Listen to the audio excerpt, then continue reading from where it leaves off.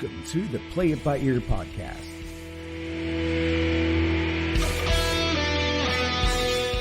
The podcast where the topics may vary because, hey, we play it by ear. And now your hosts, Eric Fiskus, Brady Liming, and Todd Griffin.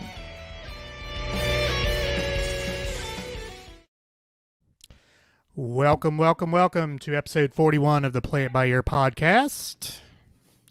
I'm Eric Fiskus. Mr. Griffin is with me. Howdy. And Mr. Liming is with me. Hello. This is our Christmas broadcast, podcast, vodcast, vidcast. I don't know, there are about 15 different names for what we do here, but at any rate, we appreciate you joining us. And 10 people, 11 people in the room, and counting on Facebook, on all three of our personal pages, as well as the podcast page, as well as YouTube and Twitter and Twitch. So welcome one, welcome all to all of those venues. And want to take a moment here. It is our Christmas episode. We have, first of all, done a little bit to our house here. We've done some decorations. You see our new nameplates and our Santa hat over the Play It By Ear podcast symbol there, and unfortunately it's obscuring a little bit of Brady's face, but sorry about that. Brady's going to hide behind it all evening. And you see our website at the top here, and I'm pointing at it with the Christmas lights and the wreaths and the bells and whatnot around it, www.playitbyearpodcast.com, and you can find any information you would like about our podcast. And if you go there, there's some things we'll talk about here a little bit later that we've added to the site, and we would appreciate you visiting there. You can get all the information you need about our video outlets and our audio outlets, and again, everything you need to know. Hear, hear. Hear, hear. All right, so as you recall, we did do a Christmas in July episode. We touched upon a few Christmas subjects at that point in time. We're going to touch upon, of course, a few more tonight during the traditional Christmas season. But first, I'm going to allow you guys, for the benefit, our video people here can actually see, obviously, what you're wearing, but I'll let you kind of explain for the benefit of our audio listeners what you're wearing there on your sweater. Todd, if you want to go first. Okay, so this is my, this was going to be my ugly Christmas sweater for school this year, and obviously things didn't work out to where we were able to go the last week leading up to Christmas and our Christmas break. But anyway, anyone who knows me knows that I have a fear of sharks. It's Brady likes to make fun of me because of my... Brady, you can go ahead and get one more ribbing in of me. Sharks, they're inhuman. Yes, and I stand by that. I was not wrong. But anyway, my see if I can see this. Awesome. Nice. Is that a great white Christmas shark? I believe it is. Santa shark. So, oddly enough, as much as I fear sharks, I quite infatuated with them and find them interesting. And so anyway, that explains my ugly Christmas sweater. Mr. Brady? Mine, I was incorrect in assuming for all these last couple of years that mine is... Harambe. I thought it was Harambe, but I was corrected by a second grade teacher in our building. It's actually Coco, the sign language gorilla, with the two cat pals that she had or he had. I'm not sure the story, but Coco was the gorilla that was taught sign language. Yeah. So, So I just got it was because it was cool. I thought it was Harambe. So was that Jane Goodall? Was that right? I have no idea. Mary Leakey, Jane Goodall. Yeah, I am. Jane Austen. Little Women's. All Mr. right, Eric? my shirt, I don't have a sweater, but my shirt has the big guy on it, Santa. And on the Burl Ives. Burl Ives, yes. Don't stop believing. Nice.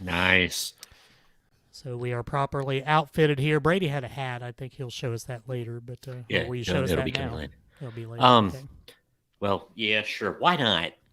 Why not, Brady? While he's doing that, I do have my eggnog, so hopefully some of our listeners are sipping some nog. I'm new to nog. I'm new to Nog. I never liked Nog when I was younger. Nog.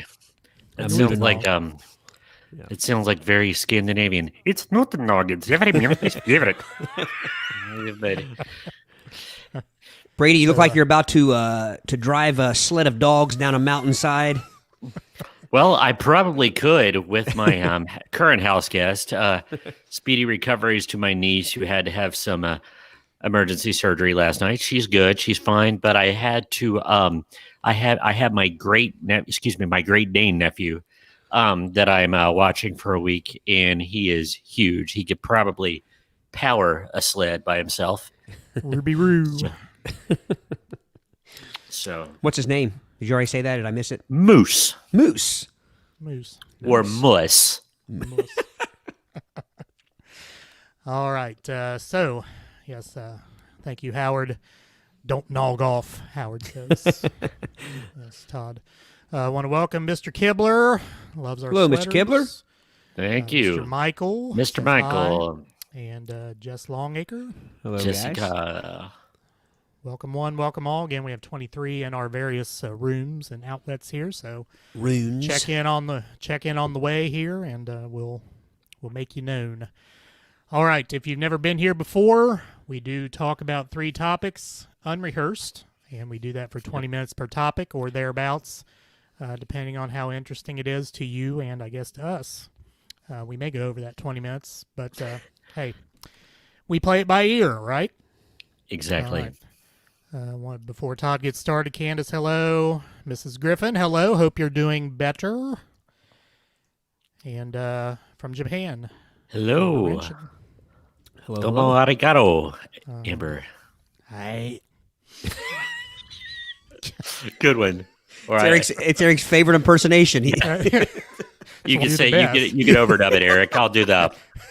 You're the Rich Little of this podcast, Eric. Rich Little. There's a blast from the past.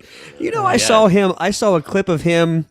It was a clip on Facebook. I don't know how recent it was, but I think it was rather recent. I don't even know if he's still alive, but it was on the Huckabee show, and Rich Little was on there doing his routine. I didn't realize he was still around, but yeah, he may not be. It might have been, probably about 95 years old, isn't he? He's got to be. I would think, yes. All right, Chris wants to know how come Brady's the only one wearing a hat. I don't know. I'm the only one that's awesome. Now, I was going to wear a hat. It's hard to find the right hat with the. See, Brady uses a different style of headphone, don't you, Brady? Or is that I use top? earbuds. Yeah, it's hard to find a hat that'll stay on with these things and not smash your forenoggin into some pain. Get your ear holes all flustered. Yes. All right. With that, again, we have 3 topics. We'll talk 20 minutes about each. We are in order on the screen as we will go tonight. So, Mr. Griffin, you lead it off. All right. I think I'm kind of starting to become known as the list guy, which is fine. It's a title that I don't mind, but I have another list for us tonight. And I'll read the title of it. It says, All the Reasons Christmas is Actually a Far More Horrifying Holiday Than Halloween. So I thought this would be a little bit different angle. Just to read you the beginning of it. It says, Christmas can be absolutely terrifying for children. On Christmas Eve, parents often blame their child's inability to fall asleep on the anticipatory excitement they experience while waiting to begin a fun-filled Christmas morning. However, the truth is that there's a dark side of Christmas, and it's worse than anything you'll encounter on Halloween. There's a lot more to that, but I'll just get started on the list. So number 1 on the list, absolutely everything about... let's find the title real quick. Yeah, I guess so. The title is All the Reasons Christmas is Actually a Far More Horrifying Holiday Than Halloween. So these are going to be a list of reasons. Reason number 1, absolutely everything about Santa's pal, Krampus. If you grew up celebrating the American version of Christmas, you almost certainly know the tale of St. Nick, but you might not have been subjected to some of his more questionable friends. Chief among Santa's entourage of shady characters is Krampus, a demon with massive horns whose main job is to drag naughty children to hell. Apparently, Santa doesn't really want to know if you've been naughty, so a few weeks before Christmas, he sends Krampus around to weed out the bad children. For minor offenses, Krampus might choose to simply beat the child with a bundle of sticks. What? Oh, we should really start. I should do some previewing before I. If they've been especially bad, however, they're tossed in his sack and brought straight to hell. FYI, Krampus begins watching you the moment you're born, as is evidenced by images of demons taking flocks of presumably naughty infants away to some horrid fate. So, I think we could stop right there. That alone makes. By the way, if you're this, we should have put a disclaimer out there. If your children are watching. Yeah, this is not suitable for children. Yes, not because it's going to be. Reasons. Yeah. All right, number 2. Go ahead. Want to say I go along with Cheryl here, and she just basically says it in 2 words. Oh my. Yeah. Hey, I didn't. Kevin Smith was going to make a Krampus movie. He has a script for a Krampus movie that never saw the light of day. There was a Krampus movie. We actually already watched it this year. Had a really good cast. It was hokey and cheesy, but it was entertaining. Had the I can't think of that one guy. Brady, they had the guy from Waiting. Remember the manager of the restaurant? He always plays kind of a silly. He always plays kind of a goon. It'll come to me. I'm sorry. Anywho, number 2, the Yule Lads are coming to rob your house. Another terrifying Christmas legend comes from the country of Iceland, though this one was so horrific that the government eventually banned parents from telling their children the tale. In the days leading up to Christmas, the Yule Lads were said to appear for the sole purpose of making children's lives more difficult. The descendants of monsters, each of these 13 creatures had a unique method for wreaking havoc. One might steal milk and farm animals, whereas another would remove all light sources from a room, leaving traumatized children in total darkness. As unsettling as the Yule Lads were, the group's pet was infinitely worse. The lads were followed around by a ferocious cat whose diet consisted entirely of children. Unlike Krampus, this cat doesn't care if you've been naughty or nice. It's hungry for whatever it can get its teeth on. So unintentional humor here, by the way. This is supposed to be scary, Eric. Let's get back to Krampus for a moment. Now, Krampus starts watching you when you're born, okay? So, at what point does Krampus drag you off to Hades? To Hades. To the home of Mephistopheles. Well, it says it depends. Minor offenses. Remember, they just beat you with a bundle of sticks. And what would be considered a minor offense? I mean, are there misdemeanors in Krampus's world, or is it an minor minor offense? Well, you know what? These kids are 18. These kids are spoiled these days. In my day, Krampus made you go pick out your own bundle of sticks to get whipped with. That's right. You had to walk up 2 miles uphill both ways to find a good bundle of sticks. Man. So, are you saying Yule Lads? Yule Lads, yes. Does any of them and by the way, I'm reading very nervously because I made one reading mistake last week, and Eric never let me hear the end of it for the next hour on the podcast. So I'm reading very carefully. It says Yule Lads. I'm listening. If it did, there was their cat, the one that stole milk. Did any of them leave Yule logs? I suppose if they had a lactose intolerance from after stealing the milk. Utter disaster. But I wish I could say it gets better. Number 3, voyeuristic Santa watches you when you're awake and sleeping. You've heard Bing Crosby declare it. He sees you when you're sleeping. He knows when you're awake.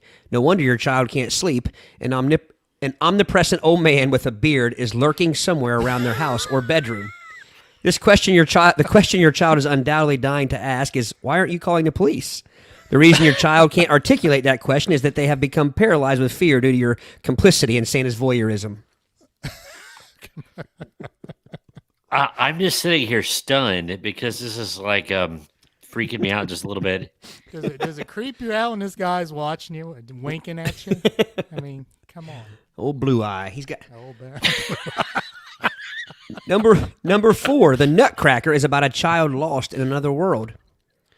Most people have seen some version of the Nutcracker. However, many are not aware that this beloved holiday staple was written and based on E.T.A. Hoffman's 1816 fairy tale. In the fairy tale, a young girl named Marie falls in love with the Nutcracker Prince, who she can only see come to life when she's asleep. During a battle between the Nutcracker Prince and the Mouse King, Marie cuts her arm and falls into a feverish sleep. There, she gets brainwashed by the Mouse King. Brady, he needs a rat barker to come and take care of him, doesn't he? Yeah, the Mouse King. The Malice King. After Marie recounts the story to her family, they forbid her from speaking about her dreams. Nonetheless, Marie's faithful love for the Nutcracker brings the ugly doll to life once again. She and the Nutcracker Prince leave Marie's world and choose instead to live in the doll kingdom. Basically, the Nutcracker is a story about a young girl who falls in love with a doll, then leaves her old family and life to spend her days with said doll in a world where toys are constantly warring with mice and child marriage laws apparently do not exist. Clearly, it's a wonderfully inspiring Christmas story. Not to mention he has this weird compulsion to crack nuts all the time. Well, see, I was confused. I didn't know if the Mouse King was a mouse king, or if he was a king and a mouse, or if he just was the king of mice. Of the mice. Of the mice, yes. A human who was the king of the mice. The Malice King. I don't know. I've seen the Nutcracker, and I don't believe I've spent a more boring 3 hours of my life. And I can't really tell you. I couldn't tell you all that stuff it was about. I really couldn't. I couldn't, and I don't want to sound like an uncultured, barbarian and Visigoth, but I went to see it as a youth, and I was expecting wonderful things, and it was. I mean, watching paint dry was better. Yeah, I went too. Luckily, I was an adult, and I remember when I found out they served alcohol, it was much, much better. But I agree. I would know nothing that was going on. Now that I know the story, maybe I'll watch it again and see if I can watch for the Mouse King and his what was the other one? Oh, the Nutcracker, the Mouse King, and Marie. The Nutcracker Prince. Number 5. I bet he was a hit on the playground. Todd, can I bring in some audience comments? Yes, please do. Real Yes, quick? give me a break here. So Blake said Bella Nickel. I don't. Maybe Blake, who you referring to when you say Bella Nickel? We were talking about. I like that word. What? Or Sounds like something you say when you're mad. Bella Nickel. Oh, Belsnickel. Belsnickel. Blake knows all about all kinds of ancient, creepy stories and things like that. So I'm sure there's a story behind. Blake do tell. Yes, we can add to our list here. Yeah. Gary Troutman says, "Gather round, kids." Exactly. Chris says his daughter just heard us say Krampus, and now his kids are discussing Krampus and laughing, just like me. I was laughing at Krampus. Carol Johnson says hi to Brady. Hey, Carol. Justin added a few things to our Santa part of the list there. Also, the fact that parents force screaming children onto the lap of a huge man with a beard and insist they smile. Also, take candy from this man while being under the illusion that he is always watching your every single move. Definitely. And Justin, I do believe there is something about that coming up. I glanced through the list, took a gander at it. Yeah, I believe you're right. I think I may have. Howard says evidently his mama was Krampus. Oh, now don't talk about my aunt like that, Howard. Greg says the Yule Lads were a boy band. That'd be a good name. I didn't know that. I guess. I didn't know. Is that for real? There ain't no love, baby. Hog, hog, hog. Anyway, sorry. Justin said he'd seen the ballet abs gel like he was cheated out of 3 hours of his life. That's the way I felt. Now, Celia knows all these things. She's into that culture. She's much more cultured than any of us, as Brady said, Visigoths. She thought Clara was the chick in the Nutcracker. I have no idea. I've seen it. I couldn't tell you. Maybe it's Clara Marie or something, or Marie Clara or something. I don't know. Blake, Dwight Schultz's belt. Schrute. Dwight Schrute's Bell's Is that The Office? That is The Office. Yeah. Howard says, Eric, she never whooped you. I think she may have threatened once or twice. Oh, man. Joe We're all says, speechless. I didn't know the police wrote a song inspired by Santa. Yes, Brady loves the police. Props, Joe. I've come to appreciate them. Yes. They are talented. Go forward, Todd. Number 5. Sexual predators hide behind mistletoe. I see why I was wanting a break before this one. Mistletoe is actually a parasitic plant. It latches onto a tree, then leaches nutrients and water from its host. Despite this, a tradition that dates back to Norse mythology declares that it's bad luck to refuse a kiss when under the mistletoe. Traditionally, after a kiss, the kissers are to pluck a berry from the plant. After all the berries were gone, the mistletoe no longer has any power. However, today this practice is a sure recipe for a cold sore. Additionally, the legend inadvertently acts as a tool of perverse power, as creeps can cite the legend as justification for why they are owed kisses from those around them. In the days surrounding Christmas, you need to look up, down, left, and right to stay safe. I've always thought, and this maybe will come up later on with the Brady's topic, but I've always thought the mistletoe was a bit odd. And I will say that's something that my family never followed. That's a tradition that I've never been much of a part of. I've only seen it. Maybe I could just never get anybody to kiss me. Sorry, Brady, go ahead. I've only seen it, at a couple, parties, and it was ironic, not enforced. It was just like, and somebody always walks around with a, mistletoe hat or. Yeah. I know what you're Brady, I know what you're thinking. Don't say it. I think we all thought the same exact thing. I've just seen it before, so I'll text you what I was thinking. Yeah. We have a mistletoe up here under our .com there. So what are the berries supposed to be? Is it the power to incite kisses from unwilling participants, or what are those powers exactly? It's like an ancient pagan roofie. I don't know. I never knew that. I never knew you were supposed to take a berry from the mistletoe for each kiss. There's my text, by the way. Let's see if you guys were thinking. Steve, we're right. Sorry. Yes. Yes. Yes. All right. I know there will be a lot of people that agree with number 6 here. The elf on the shelf is on a reconnaissance mission and reports to Santa nightly. The elf on the shelf is the epitome of the acceptable threats parents use to control their children. During the other 11 months of the year, parents try to reinforce positive actions and kindly instruct their children to improve upon negative behavior patterns. Then December rolls around and all that goes right out the window. At night, the elf floats away to report on everything he witnessed, which serves as motivation for children to behave during the daytime. Oddly enough, when the elf returns in the morning, it's usually in a bold way. A child might awaken to find him soaking in a hot tub of hot chocolate with Barbie, or having just written something on the bathroom mirror in toothpaste. Children are forced to laugh and appreciate the elf's obviously dualist personality. So I guess the rule of law is to do what the elf says, not as he does, or he'll snitch to Big Brother, a.k.a. Santa. It's kind of a mind blank for children. Okay, so if Santa sees you when you're sleeping and knows when you're awake, why does he need an elf to report? Delegation of power. Yeah.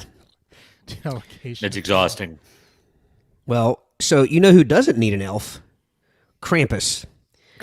Because he's Krampus watching just you. He lays waste to whoever. Krampus doesn't. He needs no elves. Do you think in really severe cases like the elves and Santa outsourced to Krampus? Well, here's or something. Are there Crampi? Are there many Crampi? Or just one Krampus? Krampuses. Well, so wouldn't the Yule lads be kind of similar to Elf on the Shelf? They're all in cahoots, yeah. Yeah. Cahoots? I just probably the Yule lads speak Danish or Norwegian. All right, so Joe asked mistletoe sweaters ? And Joe no a little lower on the and actually Howard came up with it. Seeing a mistletoe belt Could always buckle count on for Howard to read our minds. $2.99 at Spencer's. Good old Spencer's. Celia says mistletoe has white berries. I did not know. I didn't know that either. Celia's quite the contrarian this evening. She's disagreeing with his list, left and right. No, we all need a contrarian. We all need people to keep us straight. Did it say they were? I didn't even. Go ahead. No, go ahead. I'm sorry. I was going to say, did it say they were red? No. I've always seen them as red. They're red on our screen. Our mistletoes up here have red berries. Yeah, well, maybe everyone I've ever seen has red berries. Maybe she's thinking of the snow on them. frosted berries. Joe's elf on the shelf is lazy. Hasn't moved once this season. He's just observing social distancing and everything. Yeah. Justin says there's a North Pole Illuminati, and that very well could be.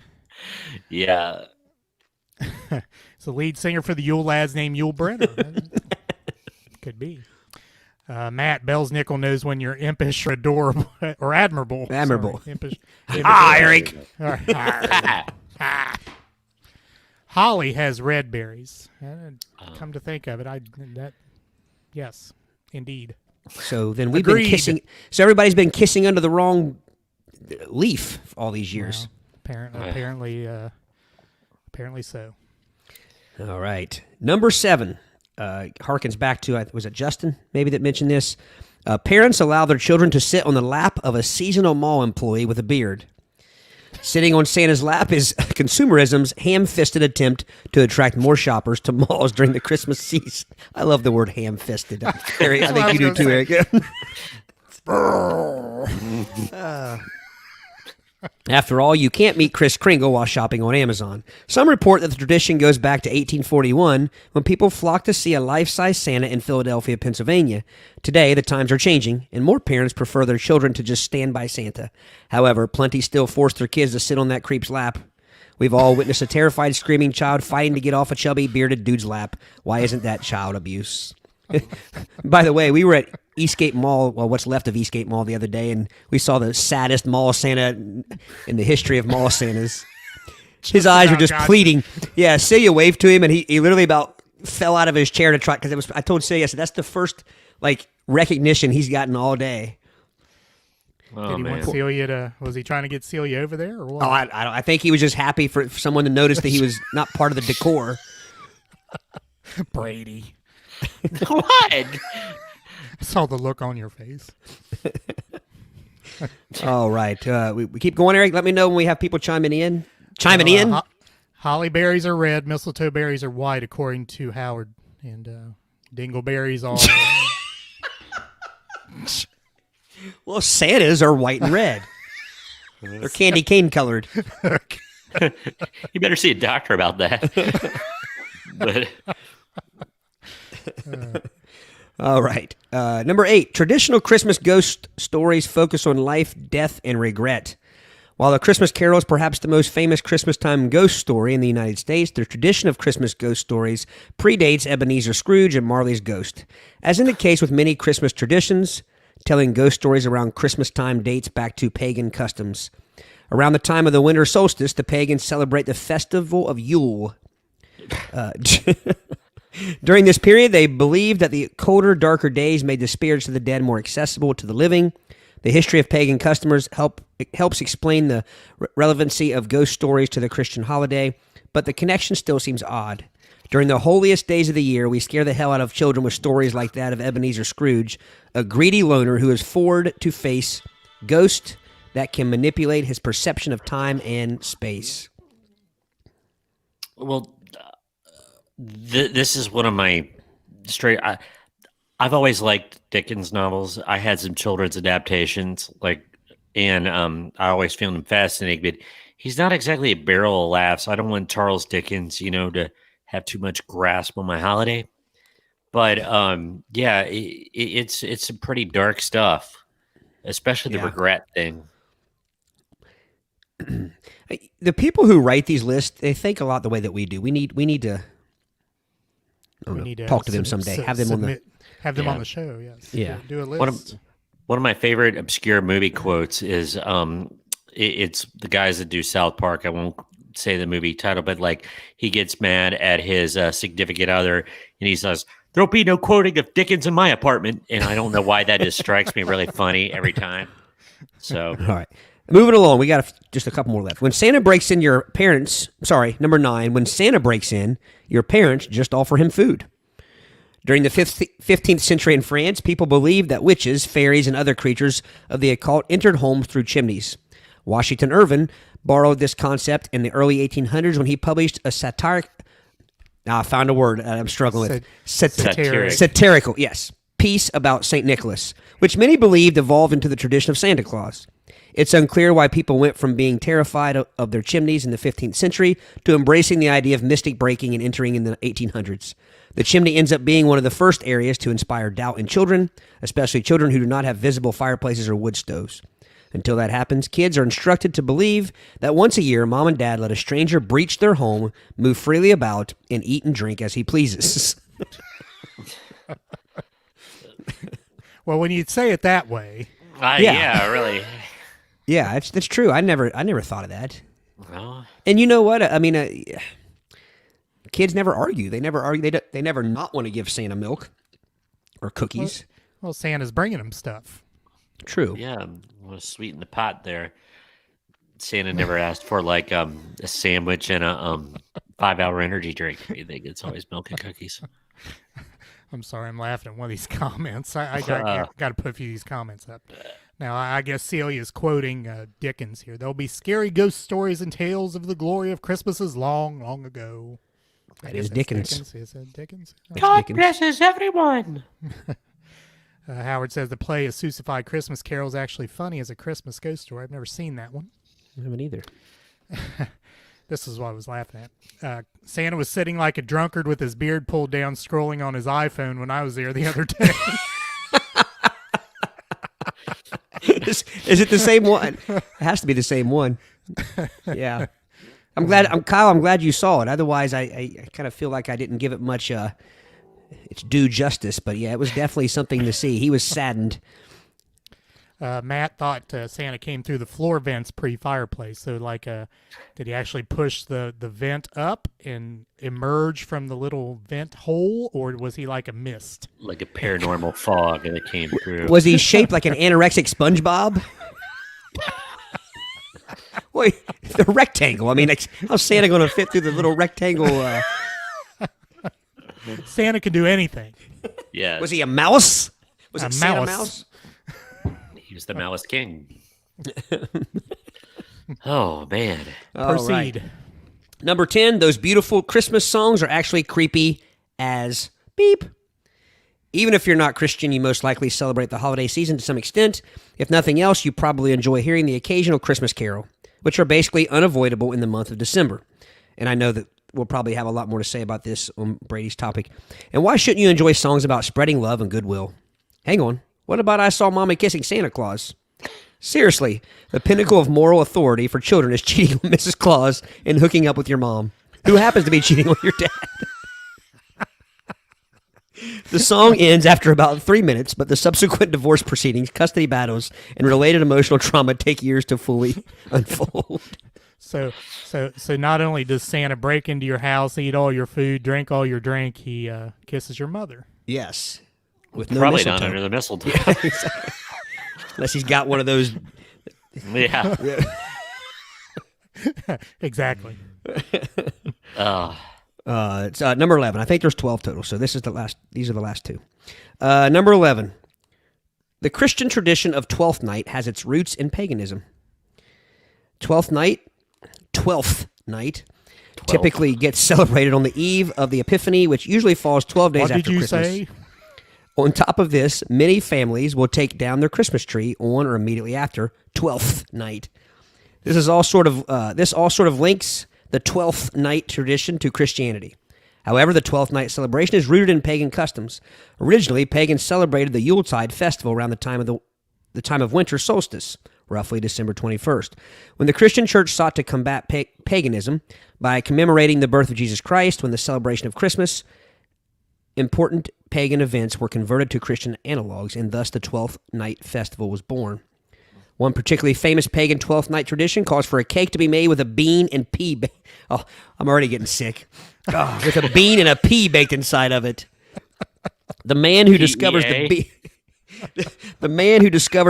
the bean gets crowned king, and the woman who finds the pea gets crowned queen. The king and queen take their seats at a throne and receive paper crowns. Then a night of celebration ensues. In some Christian families, baking a 12th night cake is still tradition.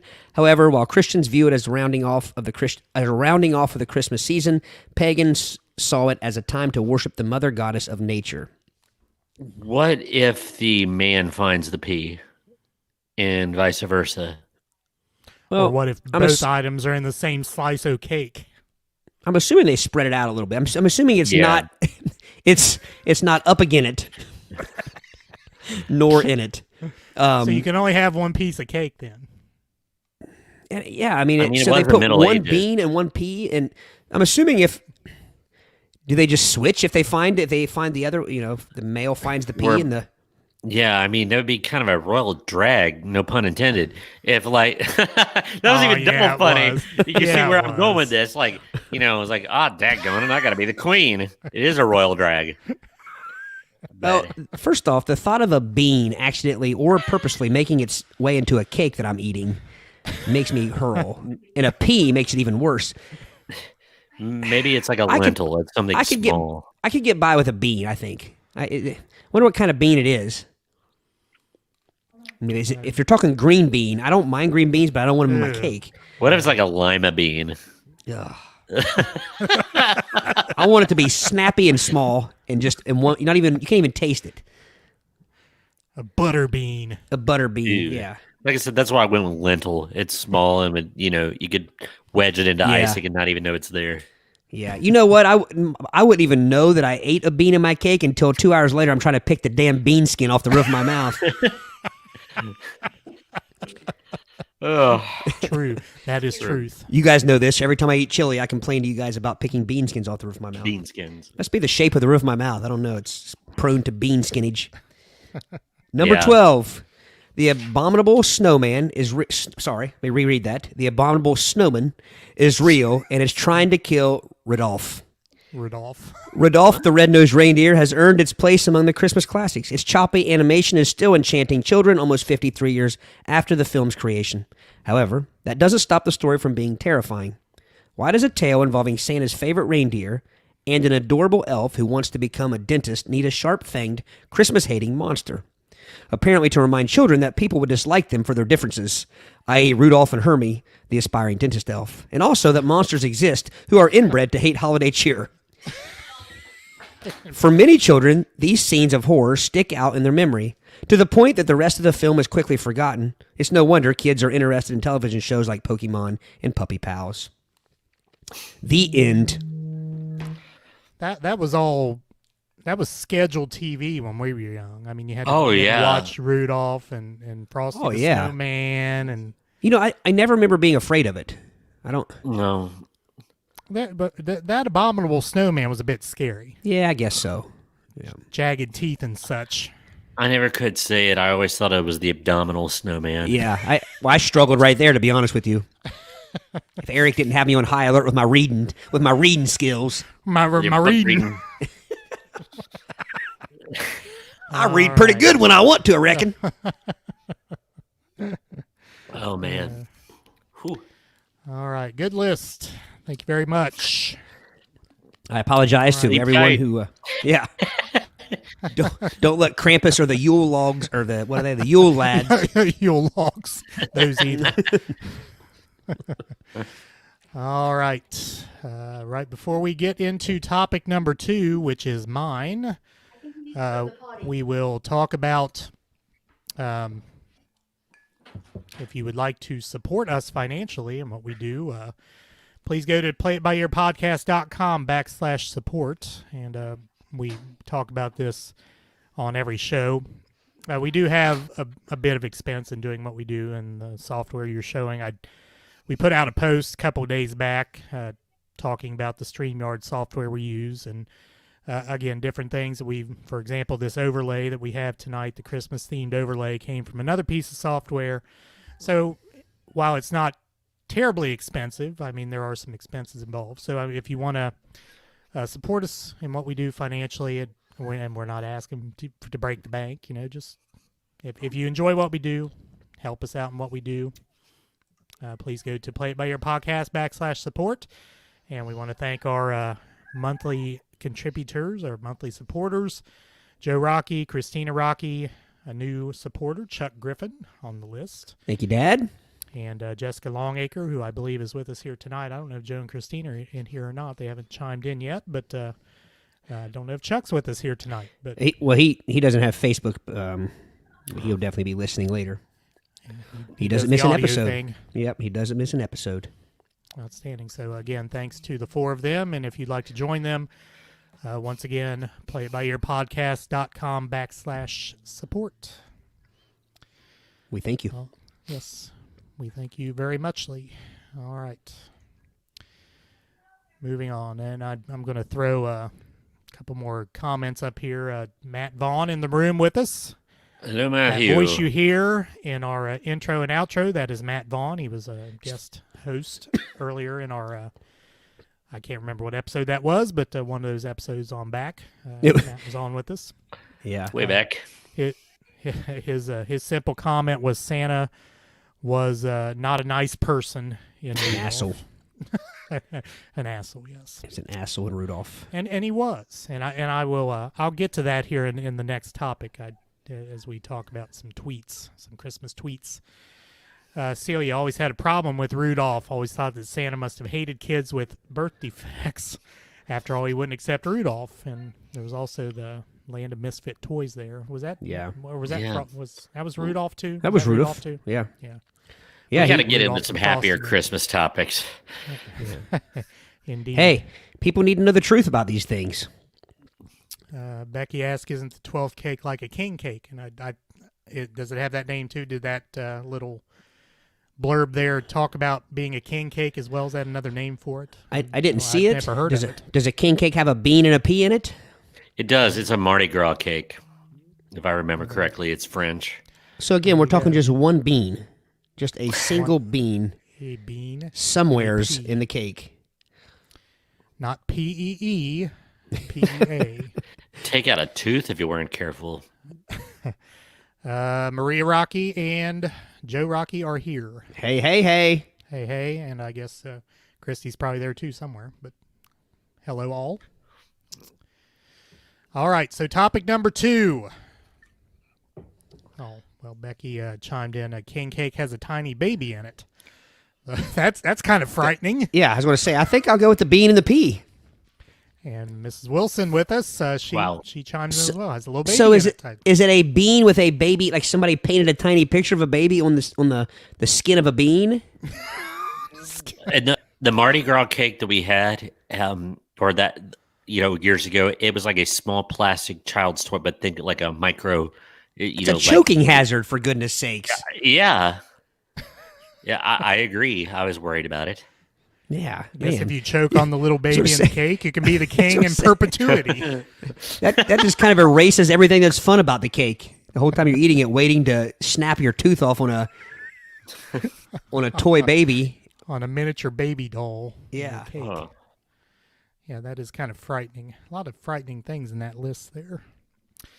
Well, let's get a little more humorous here. How about that? I have 27 Christmas tweets that will brighten your day. Tweets? So, tweets. Yes, tweets. So if you're on Twitter, you can see the tweets. But anyway, I'll just read them and we can chime in. The audience can chime in. And some of these are a bit philosophic, as in the first one here. Or is it philosophical? Is that the correct term? Anyway. Philosophique. Philosophique. It's French. All right. Tweet number 1. The prettier the Christmas lights on the outside, the more dysfunctional the family on the inside. Could be some truth to that. The idea is they're saying they're trying to cover up for something? I believe that's the idea. Probably after the after somebody put thousands of lights on, there was probably some good family arguments. A few staples in the hand and things like that. So like small guys with big trucks. Well, yeah. So, of course, I'm of the belief that there's no such thing as a functional family. They're all dysfunctional to a degree or another. But anyway, tweet number 2. The older you get, the more holidays become about keeping your father off a ladder. Well, or keeping yourself off a ladder. Well, when you become the father. Well, there you go. True. we have those little things you stick in the ground and it just projects onto the house. That's the way to there's go. There's no climbing of ladders. Yeah. The key is go ahead. I just follow the Casey Kasem rule of keep your feet on the ground and keep reaching for the stars. I don't get up on ladders. And don't put your butt over your head. Exactly, and that never happens either. I didn't know that came from Casey Kasem. But that was his ending thing. I meant your roller coaster rule. I didn't know it came from. Oh no, I didn't know it was grounded in. That's a different rule. Oh, okay. The it's different not grounded. Rule is I don't get up on ladders. That's okay. Keep your feet on the ground. Keep reaching for the stars, and I don't put my butt above my head. That's my roller coaster rule. I'm a firm believer if you're going to climb a ladder, and especially when you're climbing if your lights are way up high, you just leave the things up all year long. Otherwise, it's foolish.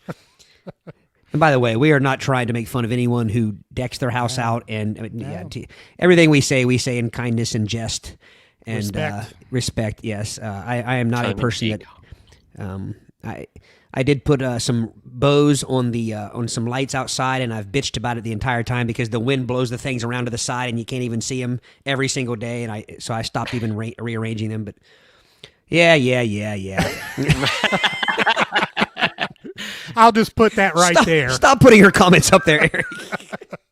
I think what she's saying is, I think she's saying that the lights do not mean that you're dysfunctional because we have none, and we are clearly dysfunctional. So yeah. That's Celia's comment. For the benefit of our audio audience, she disagrees. We have no outside lights. So, speaking to the Griffin family's dysfunctionality, I guess. Yes. All right. Next tweet. Quote, wow, okay, unquote. Signed, all of Santa's other reindeer. Another little Rudolph reference there. Yeah, I could see that. And again, it goes back to Santa's and the way he treated Rudolph till he really needed him, and then all of a sudden it was. Well, think about it. I mean, the view never changes. They're always staring at Rudolph's famous the entire trip around the world. Well, it depends on where you are in the row, though. Well, you could always see Rudolph's up there. Rudolph's. Well, hopefully, yeah, but you could always not named after his level of intestinal distress. Eric, you could always see, unless the deer were lined up perfectly forward, you could always see Rudolph's famous. Anyway he's leading the sleigh, you're going to get a glimpse of his famous. Hopefully, that's the only thing that was red. Yeah. Hey, no. You beat me to it. Wonder if it's red in the front and the back. I don't think. Gosh darn, Rudolph, put down the tail. You're glowing. He's not one of those pink-assed monkeys at the zoo. Look like they've been hiding potted meat in their diaper. Howard says, well, someone has to sparkle and shine. That's true. All right, next tweet. Quote, I don't want a lot for Christmas, unquote. Later, quote, all I want for Christmas is you, unquote. Exactly. What does that do for my self-confidence, Mariah? Oh, man. That's great. Yeah, man, that song when it came out, I was working at the Camel Snot at the mall, and it was on a loop a lot, and I was tired of it. Is it that old? It's pretty darn old. Wasn't it a remake? I think it was. I think if someone could look that up for us, or if someone happens to know it. I think it was a 60s song, 50s or 60s song. I thought it was a remake. I didn't think Mariah wrote it. Well, let's think about how many songs, and again, this could come up in Brady's topic as well, but how many songs are pretty much just about what the person wants for Christmas? That's true. Yeah, I mean, you got most of them. Well, yeah, but I mean, like, to directly say that, I want a hippopotamus for Christmas, which is the dumbest thing anybody could ever ask for Christmas. It's not happening. My 2 front teeth. Yeah, right. They'll get there eventually. Yeah. Howard says it should be signed Nick Cannon. True. True that. True that. All right, next tweet. If I don't see two minivans lock reindeer antlers for a Target parking space, what are the holidays even about? Yes. When did that start becoming a thing? Those reindeer antlers and eyeballs on the front of the car. I think around the same time Rudolph the truck testicles got famous. Yeah, trucksticles. Those are actually illegal in some states, by the way. I want to see someone with the whole kit and caboodle: a reindeer face on the front and some testicles on the back. You don't see the combo. You don't see the reindeer Make sure you front. paint them red.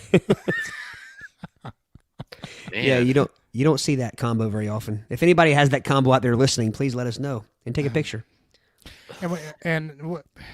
Okay, I'm going to ask the ignorant question here because I don't have the big dually truck and anything that I would put such a decoration on. What is that supposed to signify?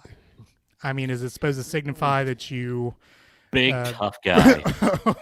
No. I mean, did you like kill somebody and take that as a trophy or what? It's like an ear necklace. Instead of an ear necklace, I got truck balls. I think it's just because I drive this. I have these. You want to impress me? Put it on a smart car. That takes some trucksticles. Except it would probably trip up a smart car and roll it. Yeah. Probably depending on how untersed the tailgate sack is. Wow, this really took a left turn somewhere. Well, so my question, Eric and Brady, is how come there's no other? You don't see like at Easter, you don't see big old floppy rabbit ears in the front of a car. I have. Have you really? Yeah, I have. I was going to say there's. Okay, I've never seen that. And it seems to me like I have seen some. It was witch gear. It was like Halloween based. But I will tell you, I don't remember what it was. I think the headlights might have had some like spider webs on them or something, and gotcha. It wasn't as elaborate as like the bunny ears or the antlers. But yeah, it was. Does anyone in our audience have a set of car antlers or trucksticles or trucksticles that you would like to just explain? And Celia says the thing you were talking about with the antlers in the front and the Christmas in the front, party in the back. Right? Howard says it shows you still have yours and they aren't in your wife's purse. Valid point. I think it's also, if you've ever walked around a truck, the back of a truck, and completely taken your shin out on the hitch, you look down and you see a set of laughing testicles. Then it's just more humiliating. Yeah. See them; they're still swinging after you bumped your shin on them. They got your shin skin on them. Shin skin. All right, next tweet. And I can relate to this. God bless my dad. It doesn't feel like I'm truly home for the holidays until I've taken my parents' phones and said, quote, "Here, let me show you," unquote, at least 25 times. Yeah. I love you, Dad. I really do. Yeah, I just installed a SIM card or SD card on my mom's phone a couple days ago, so I'm kind of like, oh. Well, I told my dad yesterday. I said, "You have HBO Max on your phone because we have AT&T phones, and it's part of the package there." And well, how do I do that? So we loaded it up, and I don't know how to do that. Okay, well, it's there if you come across it. You can watch some movies or something. All right, next tweet. Just found out my sister wraps empty boxes and puts them under the tree so she has fake presents to take away from her kids when they're bad. I've heard of that. You take them and throw them in the fire when they're bad. Bad box. I've heard of the bad box. Oh. So I guess the question is, what's more cruel, that mother or Krampus? Or what's the name? Krampus. Krampus. It works. Krampus. It's like an evil cookie. Yeah, that does sound like some Krampus doings there. Yeah. course, I guess Krampus just throws the kid in the fire, right? Not just Exactly. Well, it depends. If it was a minor offense, remember, it's only a bundle of switches. It's a major event. Oh. Yeah. Right, I personally go by the whatever works method. So, to any of you parents out there that do the fake boxes into the fireplace or into the trash or whatever, or give them to someone else in front of whatever works. No judgment here. The struggle is real. Yeah, I just never thought of it when my kids were small. All right. So this next one has a picture, but I think I can accurately describe it. So there's a pile of, on a plate, there's a pile of clementine oranges. And there's a dog staring at them. And the tweet says, every year, capital letters. Charlie always thinks the clementines are balls and just stares waiting at you to throw one. The dog's getting punked. Yeah, I say toss the dog a bone, or in this case a clementine, and throw it. Let him have his fun. And some vitamin C. He'll be pleasantly surprised when he bites into it and it's citrus. Yeah. All right, next tweet. I've never done this. I don't know if any in the audience has, but this person came in drunk and saw the oven was on, so obviously I turned it off. Turns out Dad was cooking beef slowly overnight, and I ruined Christmas. Oh. I've never done tweet. that. No. Next tweet. Have yourself a merry little Christmas sounds pretty condescending. That's my favorite carol. Well, just you have yourself a merry little Christmas. Yeah, exactly. Not a big one. Not a great Christmas. No. It's just a merry little Christmas. Yeah. Have yourself a merry little Christmas. Why? Wonder why they had to put the little in there, though. I mean, it could just be a merry Christmas. I don't usually say merry little Christmas, so I think the song is pretty much an outlier. I don't think might have many been people say singing it to a child. True, but I think to a child, Christmas is. I think to a child, Christmas is even bigger. Oh, Christmas gets smaller as you get older, I believe. I'd go along with that. Yeah. All right. Shrinkage. Next tweet. Shrinkage, yeah. Next tweet. Just so we're clear, the Grinch never really hated Christmas. He hated people, which is fair. Enough said. I think that's true. He hated the Who's singing, right? It wasn't the fact. Well, he just hated everything. He hated their happiness, their joy. Yeah. Christmas was just a vehicle to show said joy, right? So he didn't really hate Christmas. Yeah, in fact, I wonder why there weren't spinoffs to where the Grinch just had tantrums at every holiday where kids are happy. How the Grinch soiled Thanksgiving. Yeah, we should work on that. If anybody uses that idea, we thought of it first. All right, I'm going to put a couple comments up here before I do my next tweet. Danny says Dawn and his sister, and his rule is you must supply tech support for the gifts you give parents.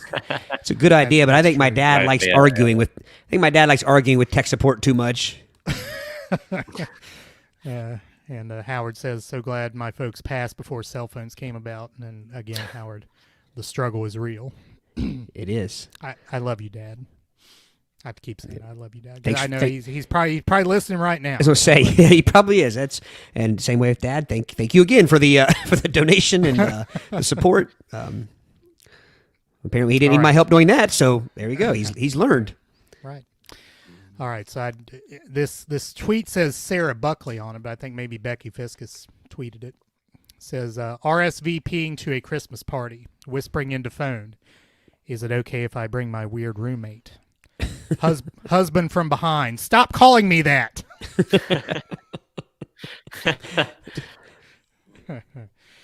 All right. Next tweet. My 3-year-old told me Santa gets presents from space and gives them to you if you pay him money. All hail capitalist space Santa.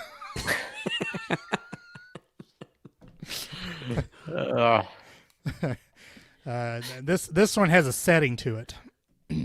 Flicks cigarette after a long drag. Here's the thing. If Santa knows when kids are naughty or nice, then he knew Rudolph was being bullied. Oh. That's true. That is very true. Plus, I'm assuming that every one of those, everybody who bullied Rudolph, I'm assuming got a visit by Krampus later on in their life.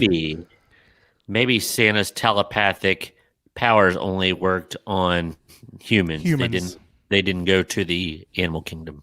Maybe so. Otherwise, every platypus that was not playing nicely would be, that would be pretty noisy in her head. Platypi.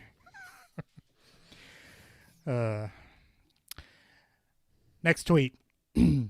A Christmas Carol, the movie, or the play, or whatever, is the heartwarming tale of how rich people must be supernaturally terrorized into sharing. Warms the heart. Warms the cockles of your hearts. There's no way to say that word without sounding like a 1843 49er. Well, I mean, you can yell out Cratchit and sound like the cockles of my heart. Sound like Jack Palance or something. Confidence warms the cackles of my heart. Like what you think? Jack Palance is great. All right. Couple 12 days of Christmas tweets here. We're all rich littles. All right. Yeah. The 12 days of Christmas is completely unrealistic. There is no way that you're still accepting gifts from someone after 4 days of birds.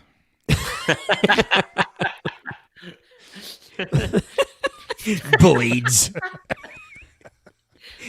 These boys make me nervous. Pip squack.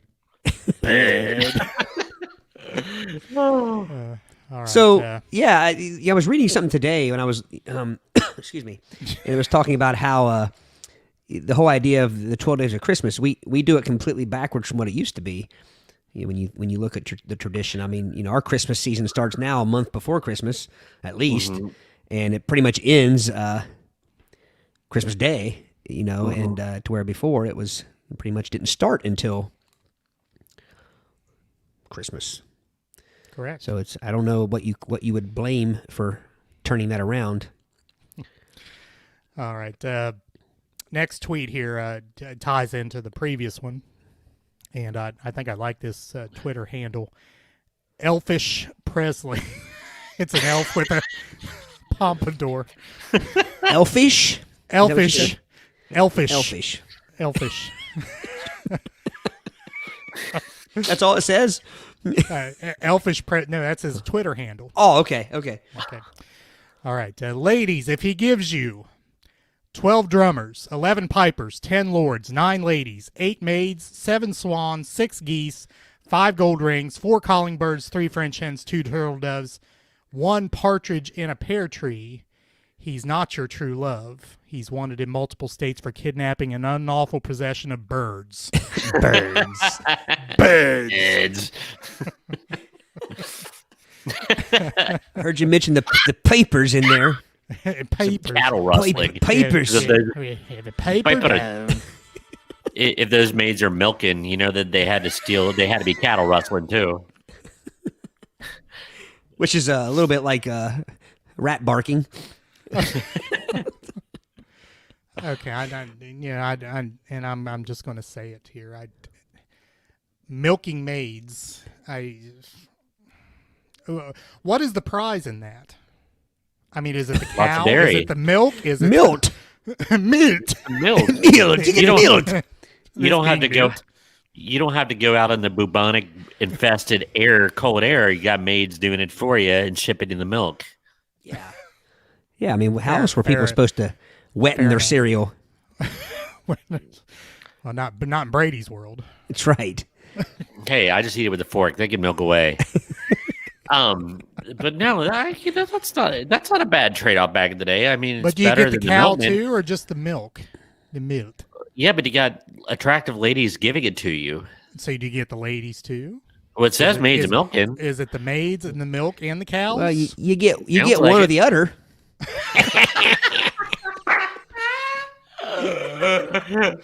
Is that the second utter joke that has been the set matched? Spike, that was amazing. Oh, we amuse ourselves even if we don't anyone else. Yeah, yes, we do. And we now have 2 people left in the room.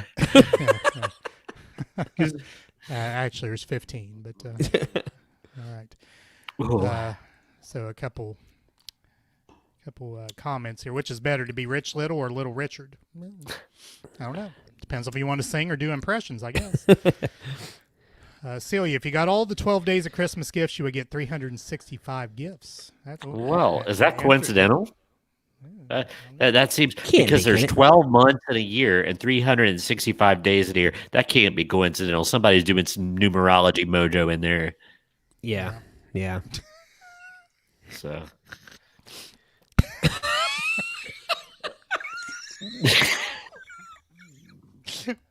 Oh, Howard. Howard just got put on the naughty list. Howard. Someone else Krampus is coming, dude. Krampus is coming.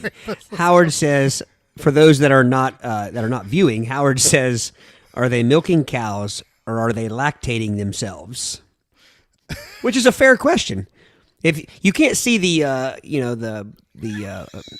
sentence, you can't see it written to see how it's playing out. So this is why I wanted someone else to read this as to how to talk their way through that. Nowadays, it would be maids of milking almonds. Almonds. All almonds. Guilty. I'm an almond milk drinker. Why buy the cow when you can get the milk for free? Oh, Howard.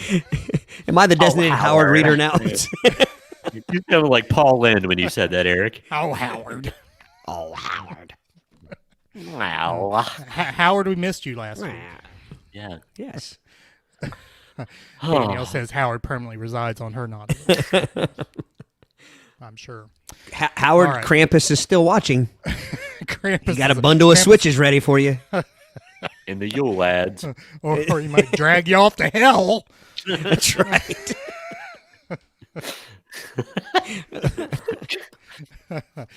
All right. Brady, this one's for you. We'll do this as the last one. Let's get married and have kids, so instead of enjoying a glass of wine and a movie, you can watch Peppa's Christmas for the 86th time while I go outside and figure out why the giant inflatable Santa isn't blowing up. Well, if you just take out inflatable Santa and go with inflatable reindeer, that would be true. I knew it was for you. I didn't even know you had an inflatable reindeer, but I figured this was. Speaking of which, this is probably going to be an unpopular opinion, but I am not a fan of the inflatable Christmas. Oh, I thought you were going to say you weren't a fan of Peppa. I was going to have to fight. No, I don't even know what that is. I don't know what Peppa is, but I'm not a fan of the inflatable Christmas. It's becoming overdone. And again, I know people have it out there. I have it. I'm going to be honest with you. I don't this year, but I've had it. So again, I'm guilty as charged. But I don't know. Now, if it's a giant wiener dog that stands atop of your house, that's bigger than your house or something, or a giant Grinch or something, I see the fun in that. But otherwise, yeah, I do. That would lighten up your subdivision. It would, yes. Giant wiener dog on your Well, the house. problem is they've gotten. I used to have Santa hat on. I used to have a big inflatable wiener dog with a hat on. I think it was like 4 feet long or 6 feet long or something, and a few feet tall. But I never packed it up correctly, which I'm sure Cindy will have a comment here because I got correct that for the next 2 years. I didn't pack it up correctly, and it was ruined. Ruined. But they're expensive too. They're expensive. I mean, it's crazy. All right, a couple more tweets. We'll round this out because I think this second one here is a good one to end on. Okay, nothing like opening Christmas gifts to remind you that the people you're closest to in the world know absolutely nothing about you.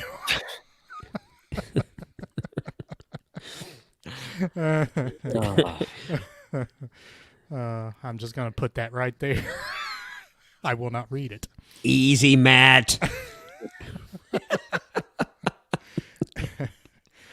Oh, goodness. And finally, to round it out, COVID holidays are so easy when your family hates each other. Feels good to have a win.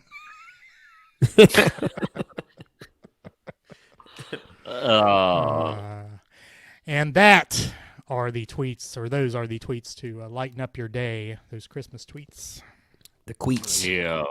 Christmas tree. Tweets. Whoa, that's hard to say. Christmas tweets, yeah. Christmas tweets. Hey, Todd, just for the record, Peppa Pig is a kids program. It is a animated. It's about a family of British pigs and their animal neighbors. And there's all kinds of weird little eccentricities to it. Like they all have seizures when they laugh and live on hills. You got to watch it. It's great. Gotcha. British I probably humor. won't watch it. I probably won't watch it, but You should. My kids miss that. Talk to me when you watch Barney for 8 hours a day for. Bernard never made an appearance with my child. Peppa was a Well, replacement. no, it's long gone. You just made me snort. I'm assuming the Wiggles haven't either. See, we grew up with the Our kids grew up with the Wiggles. What was the other one? Yo Gabba Gabba. That was the big one. Yeah. It's every kid has that. Actually, Barney. My kids kind of miss Barney. Barney was before my kids, pretty much. All right. Before we go into topic number 3, which is Brady's, want to tell you we have added to our website our isms are on the website. So if you hear us talking about things and you're wondering what in the heck are they saying, Like Harish. among others, you can go to our website, www.playbyearpodcast.com, and go to the menu at the top, Play by Ear Isms, and you can see our list of things that the way we butcher the English language, and For fun. yeah, and such. So that is essentially the glossary to the madness that we have here on the Play It By Ear podcast. All right, rounding out, Brady, you have topic number 3 in our Christmas episode. Yes, I think I'm going to leave us uplifted here. We're going to leave the tales of terror and sarcasm behind, even though they're great fun. And we're going to talk about some of our greatest Christmas memories, things that made us happy on Christmas, our favorite gifts, our favorite songs, our favorite Christmas day, just fun stuff. And we're just going to call it a hodgepodge of Christmas, or a Christmas hodgepodge. And, we all have those memories. And I will roll things out, because this has been stuck with me. It's like somebody said, what was your best Christmas day ever, or most memorable? And I could answer without question when I was 7. And it's what I got that I really wanted. And then the Christmas break days that followed. I got a 2.5 foot tall Shogun Warrior action figure thing, which I still have. It's in my mom's basement right now.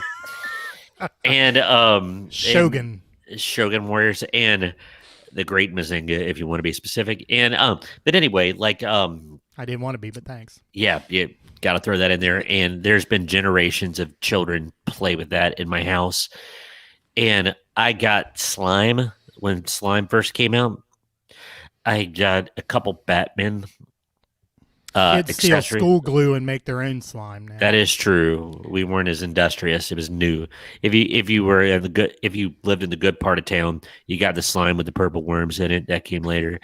But one of the other things that stand out besides just getting those things that just wowed me, my godfather, as I like to refer to as my Honduran godfather, Ted, got me a train set. And it was something I didn't ask for. And it was a lot of fun to put together. It was a Tyco train set, and set it up on the dining room table and played with that. But I just remember sitting around that table, playing with my stuff in my train.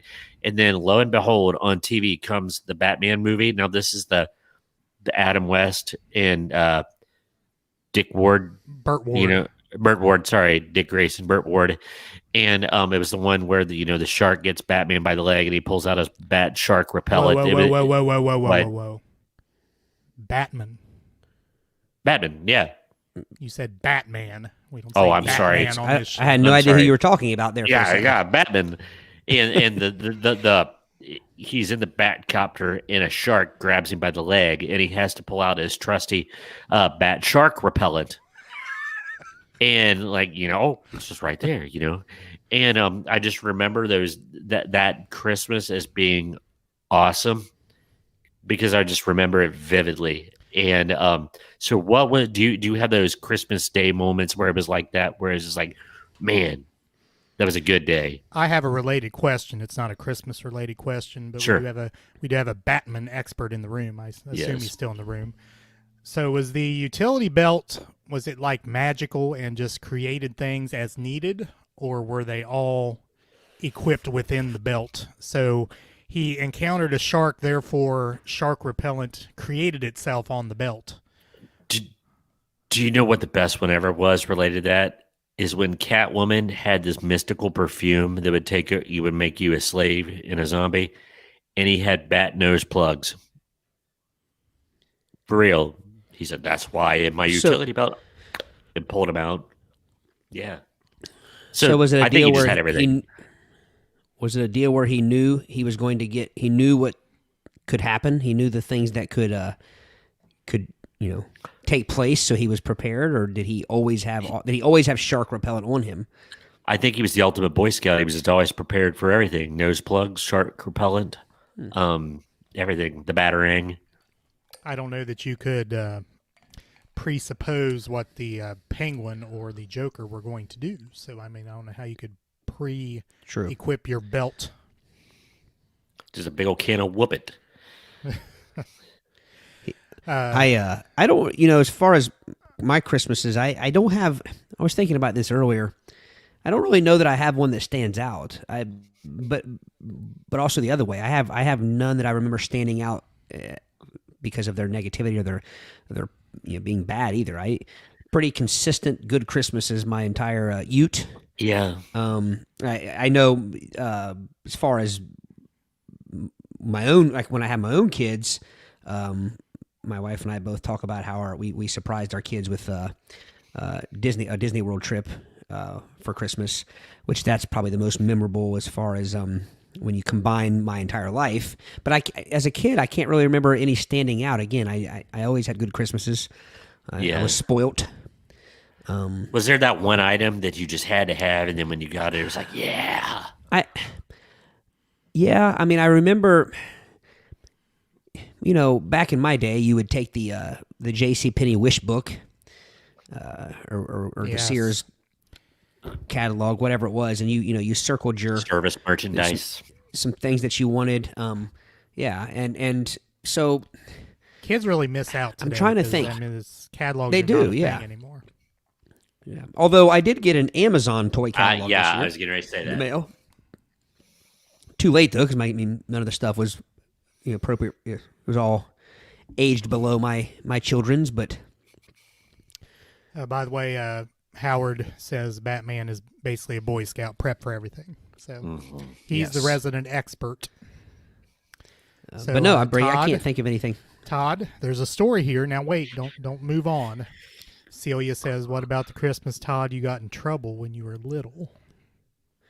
Well, I know Todd and trouble are not words that I usually, anyone probably usually thinks simultaneously. But I'm trying to think. Oh, I think I know what you're talking about. I've always been a visual person as far as anything really in life, but especially Christmas. I love the scene and the sight of walking out Christmas morning and seeing the Christmas presents. But I was always also up usually a couple hours before my parents. Although my dad gets up now early enough to where we probably, back then he would, when he was working and things like that, he would sleep in a little bit, and I would be up a little bit before them. And I know one year in particular, I thought I would do everybody a favor. It was just my second oldest sister, Anita, and myself at home. And so I got up, I took all the presents and I organized them by person. And I put like all of my sister's presents like in one chair. I put all mine in one chair, stacked all my mom's up in one chair, my dad's, and had them all stacked up waiting for everyone to come out. And little did I know that was a big problem because, I got yelled at and got told to put them back. And so my mom could take a picture of, of the trees or the presents under the tree. And I thought I was doing everyone a favor. You were. So that was a kind thought, man. That is the last time I've organized anything in my life. Thank you, Mom. It's been chaos then. But the weird thing is that's the only year I remember doing that, and so I don't know if I can't remember what age I was, but I'm assuming it was just the first year that it came to me to do that. But yeah, that was. I think that's what Say is referring to. So I'm sure Celia thanks Sandy as well for giving you the sphere of organization now. Yeah. Hey, I lack in a lot of areas, but Celia can't complain about Christmas. I am I do most of the shopping, almost all the wrapping. I'm quite a little Christmas elf around the Christmas time.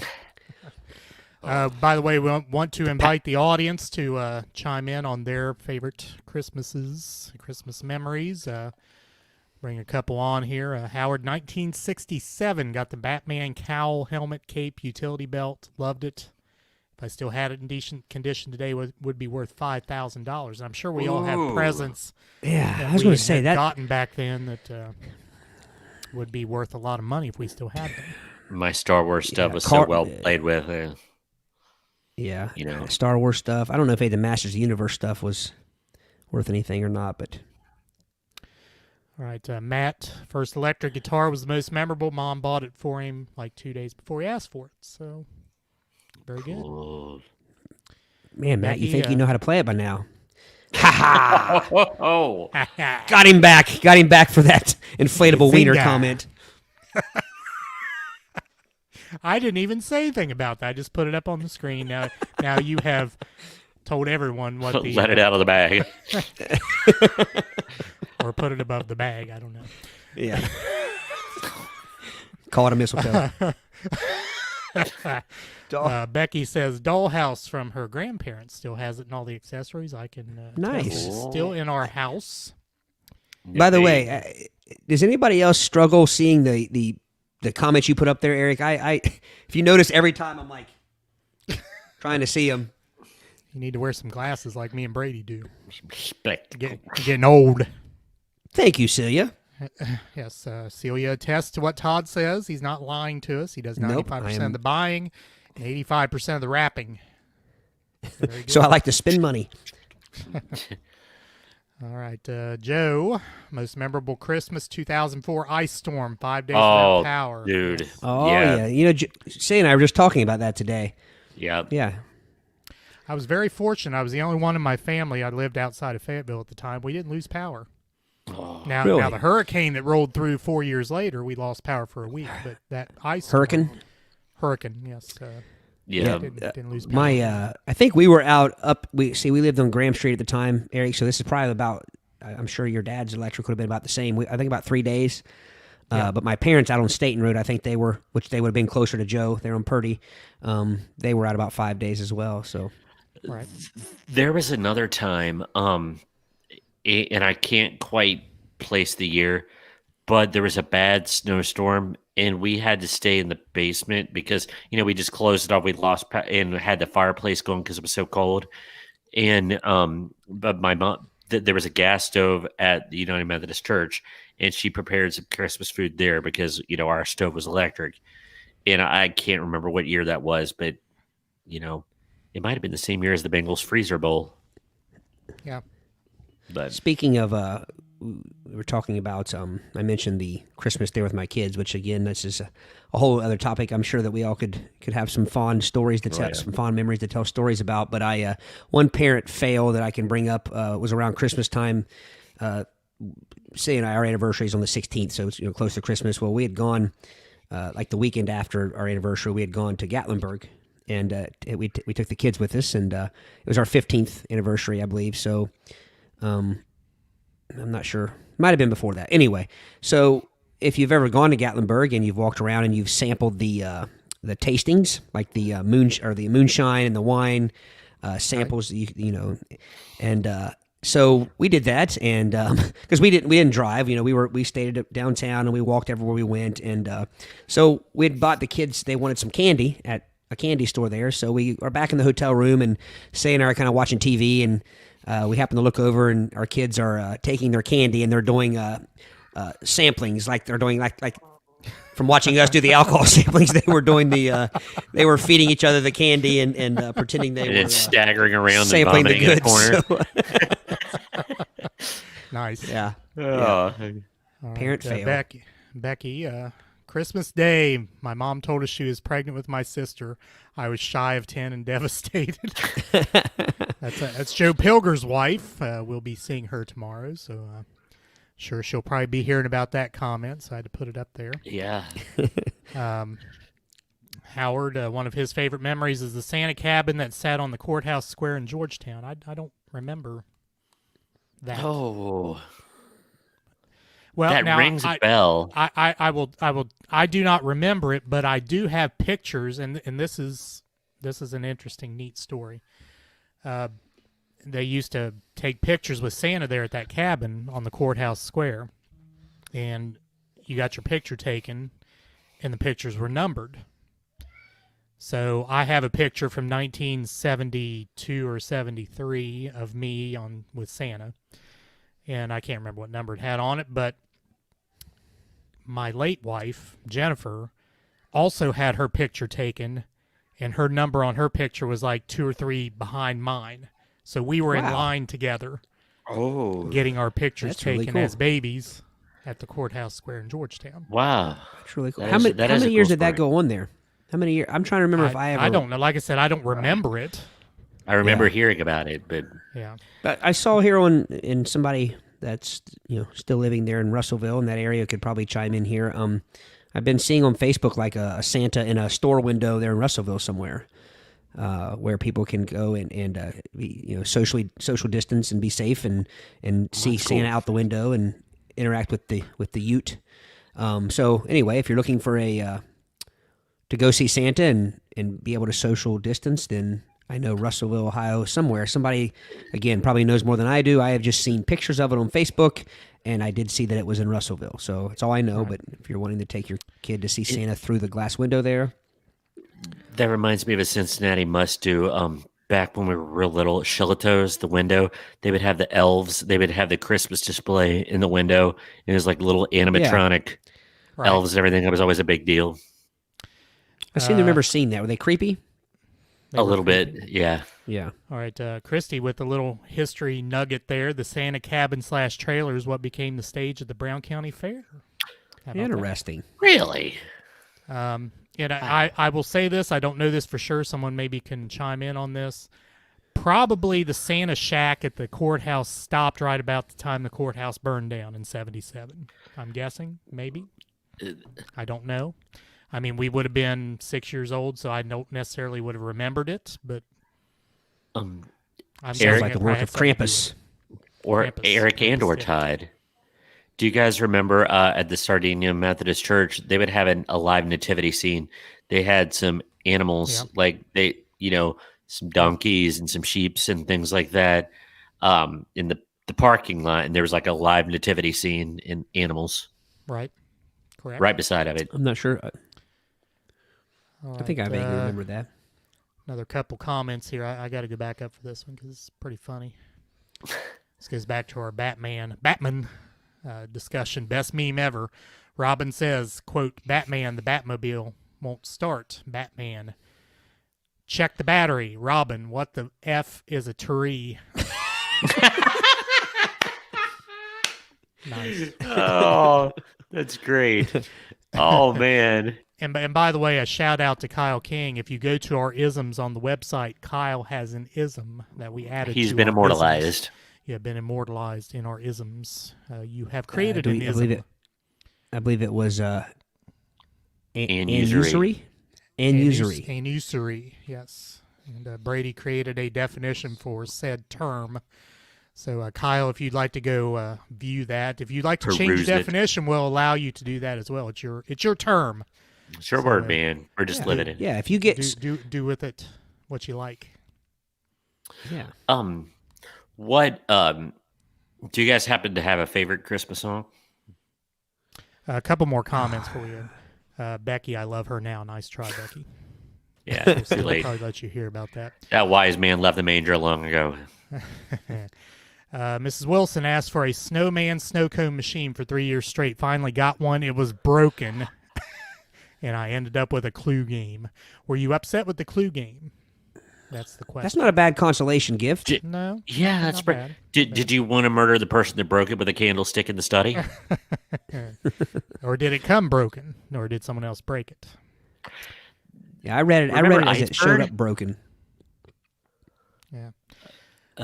Mid-70s. Chef chime in Thank on you, that. Howard. Mid-60s through mid-70s on the Santa Shack at the courthouse. And I would bet probably the courthouse burning down had something to do with that stopping.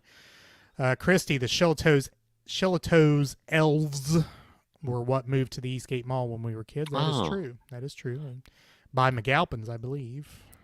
Wow. It was called McAlpin's back then. Yep. Josh, sheep is singular and plural. Not on our show. It's in the isms. We It is in the unnecessarily pluralize everything. Christy, had to be later than 77 because I remember the courthouse. Interesting. Again, I don't remember it. And Mrs. Wilson says, yes, it came broken. She was upset. So she essentially, instead of a snow cone machine, got a McDonald's ice cream machine for Christmas. No, that would just be continuously cleaned. I That just triggered a memory.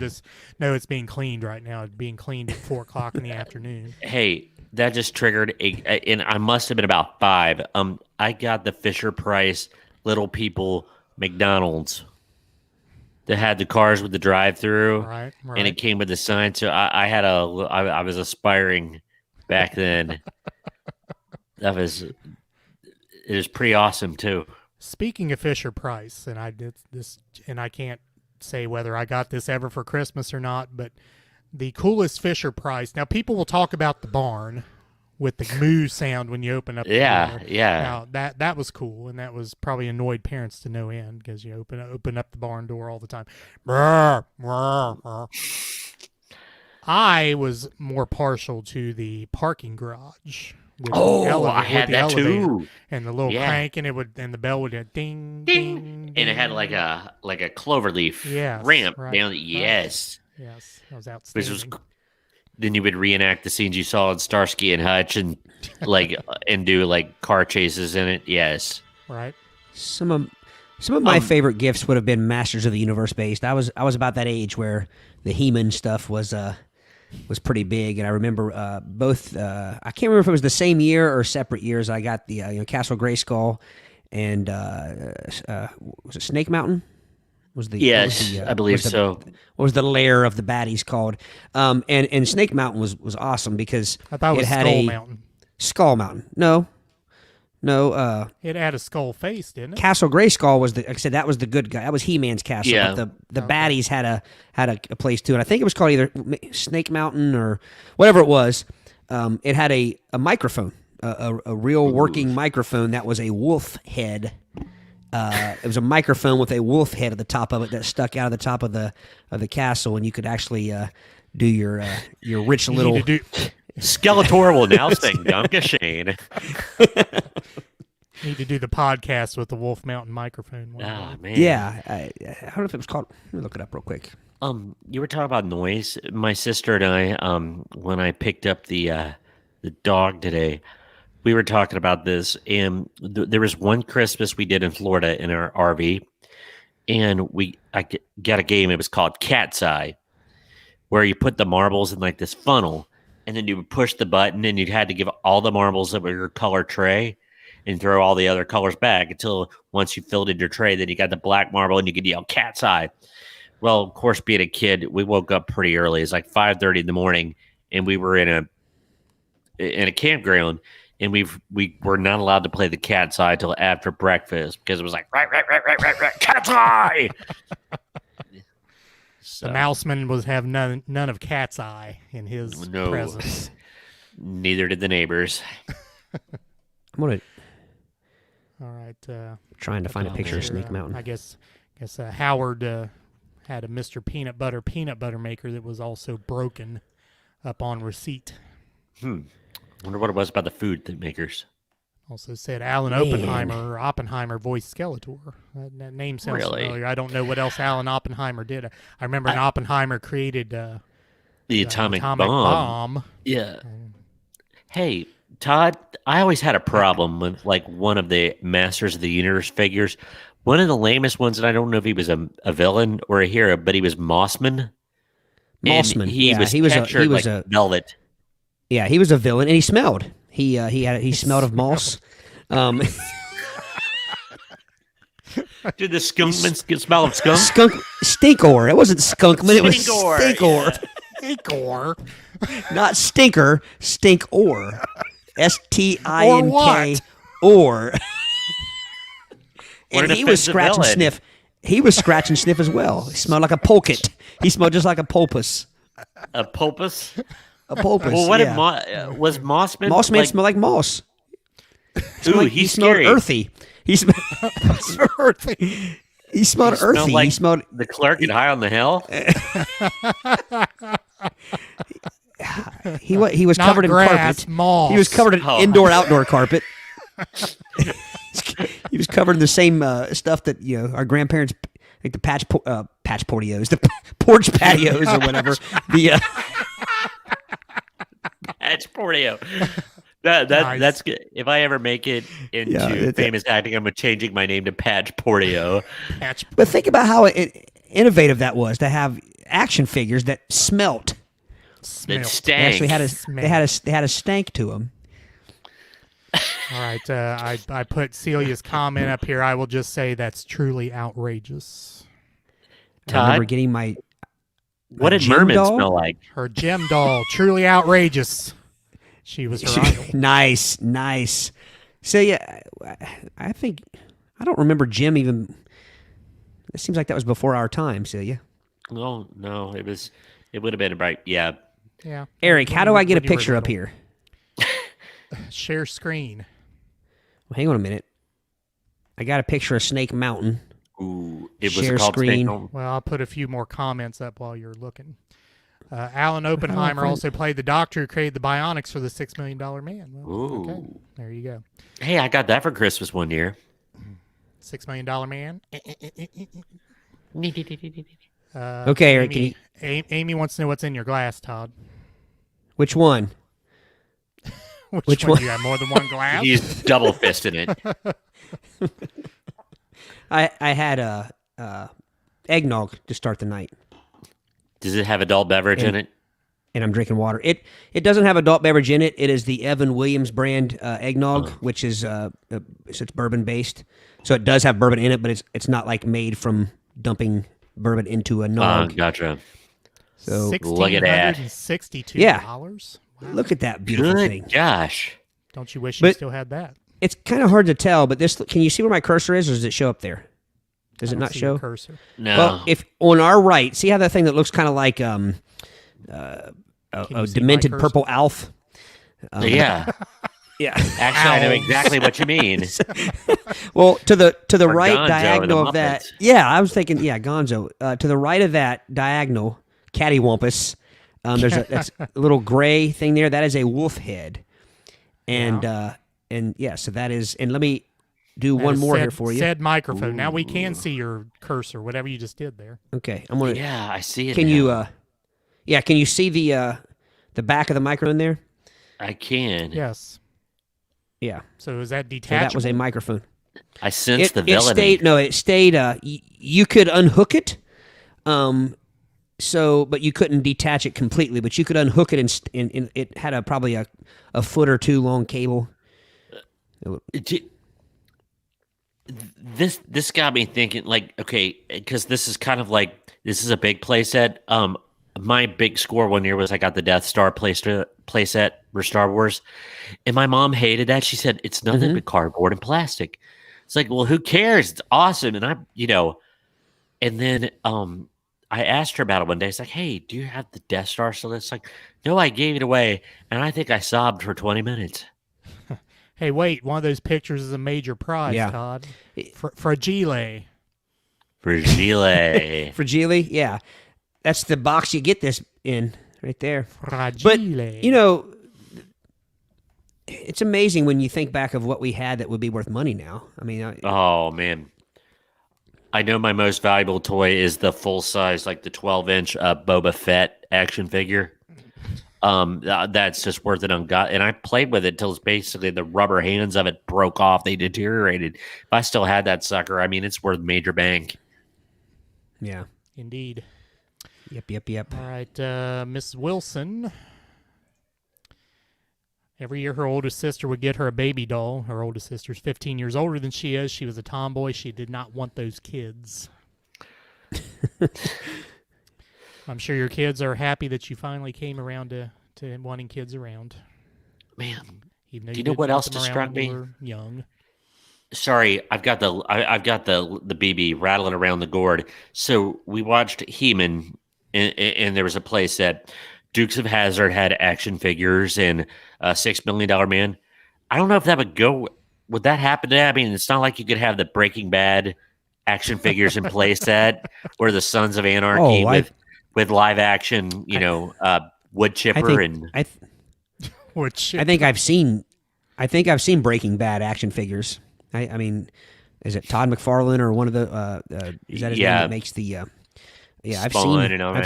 Probably sell those things for adults now. Yeah, they're collectibles. They're not actually, live from Mattel. The Breaking Bad set. Oh no, Chuck is after our meth. No, let's get in our RV and drive off with. So, Todd, Amy was your, I guess your counterpart. She had all the She-Rock collection. Yang. Nice. All the accessories to go with it. Amy, were you a princess of power? I bet She-Ra smelled better than Stinkor or Mossman. Who would know? Why we're I gotta find a picture of I'm sure you will, Celia. Jack's actually. I'm gonna find a Stinkor I did, figure. Miss Wilson. Yes, Miss Wilson asked if any of us had a Stretch Armstrong. I did as well. I did. Did anybody have the Stretch Monster? He came later. It always cracked me up how Stretch Armstrong came with Band-Aids in case he sprung a leak. Amy's now the queen of power. Ah. Okay, Eric.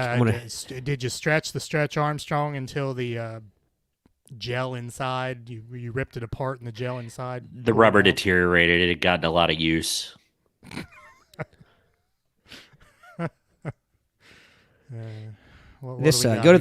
If you go to the next, how do I share the next one? There we go. How do I share the next one over? There's a zoomed in picture. What is that? Was that Stinkor? A Wolverine or what? Can you go back skank. to that? The skank. A badger? A pulpus. Pulpus. Hang on one second here. I got to bring it back up. Oh, please do, man. There it is.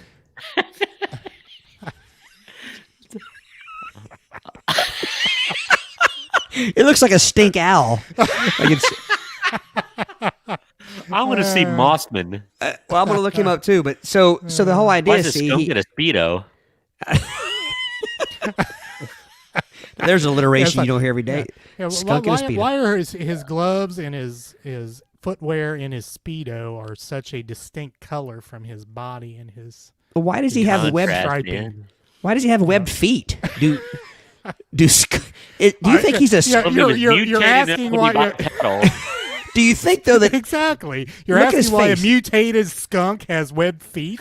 I'm not so sure. That's the only question that comes to your mind here. Yes, because look at his face. I'm not so sure he's not a duck skunk. Duck skunk. I think he's part duck. You see, he kind of has a Howard the Duck with a small. He's a small-billed duck skunk. He got more of the skunk face, but those are webbed feet. Dumb skunk. Those words were skunk were actually spoken today. All right, I want to see Mossman. So now we have a true story here that I need to put up. Linda Liming in the room. Oh no. Brady, you were 16 years old. It was time for the Death Star to go.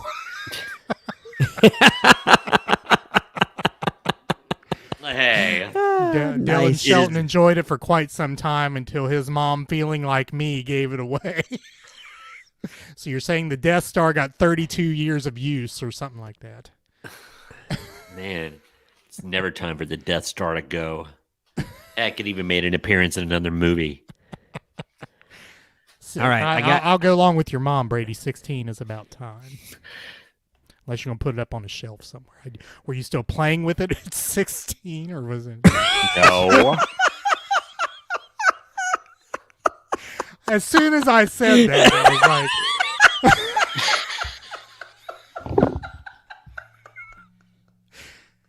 I'm guessing the answer to both questions is yes. Oh. Oh, it broke me. Oh, my goodness. Check your messages, gentlemen. And All right, I've said that with your mother in the room, Brady. I'm I got Mossman. Embarrassed. I got Mossman ready for you, Eric. If you want to share it. Mossman. Holy cow! There's Mossman, Brady. He stank. He smelled of moss. and he has a wood. His cod piece. His cod piece is brown. His moss piece. He's got a Speedo too. I got some questions about the creator of He-Man. We're probably losing people left and right, but this is awesome looking back at this stuff. Actually, it's staying pretty steady here. Okay, so sorry if we're boring you with the He-Man stuff, but yeah, I'd forgotten what these people look like. Todd, were you also searching for sneakers? I see some Jordans up there too. No, Josh it was says you'll go blind, Brady. It's just a random shoe carnival ad, Brady. I actually wasn't looking for sneakers. So Kyle has a reasoning for these colorations. Like in the wild, most poisonous / venomous critters are brightly colored to warn their adversaries they are dangerous. Or wielding a shillelagh, obviously. Howard very simply says, and you all put me on the naughty list. Guilty. Oh. The commercial for that is like, Mossman, he smells like moss. He's got a purple action Speedo and a shillelagh. Stinkor, he smells like stink. Stink. No, He-Man, run. He will make you smell. He is a skunk duck. I really don't know what this says about our audience, but our audience is like going up now. Like people are joining us to listen to us talk about various He-Man creatures. Hey, they're talking about He-Man. We have to get on the Play by Ear podcast. Oh, The Family Guy ripped on that, like, So- Manny Faces. The guy that plays a Manny Face. Remember Ram Man? Mano Arms. Man at Arms. Mano Arms, Ram Man. Ramman. Fine, Ram Man. Ramen. Oh my goodness. There was Man at Arms. Who the hell else was there? I got to get Ramming up there. I forgot how silly he was. He's basically just a big squaw. Squaw. Wasn't there Fistor? And he had one giant arm. Is that a choice? No, I'm serious. What were the characters in this thing? You just take a word and put OR on the end? And... Pretty much. It was a lesson in suffixes for sure. Let's see. Fistor. I got him. Nosor. Ior. All right, To be I got confused with Eeyore. I got Ram Man up there. From the Pooh universe.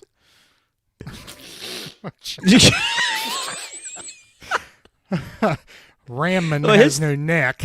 He's necklace, but his thing was he had you smashed his head down, and he stayed compact, and then he had a little release lever on his foot, and you hit the release lever, and he sprung out. That's like Rock'em Sock'em Boxers. He kind of looks like Juggernaut of the X-Men. Kind of. Yeah. Yeah. Rock'em Sock'em Robots, not boxers, robots. I had Rock'em Sock'em Robots. Did you have them? Brady had them, I know. I have them in the living room right now. The kids got some last year. There you go. They are boxers, right? That's what you do with them. Yeah, right. Mine were robots, though, too. Robots. Yeah. Hey, all joking aside, I'm pretty sure there was a Fistor because that figure had like one giant arm and he would swing.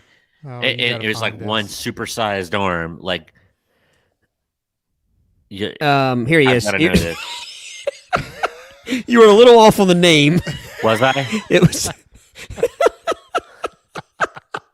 What was it? Fisto.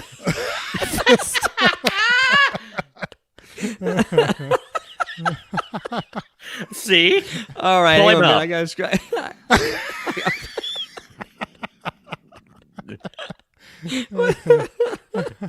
Don't doubt my knowledge of obscure human characters.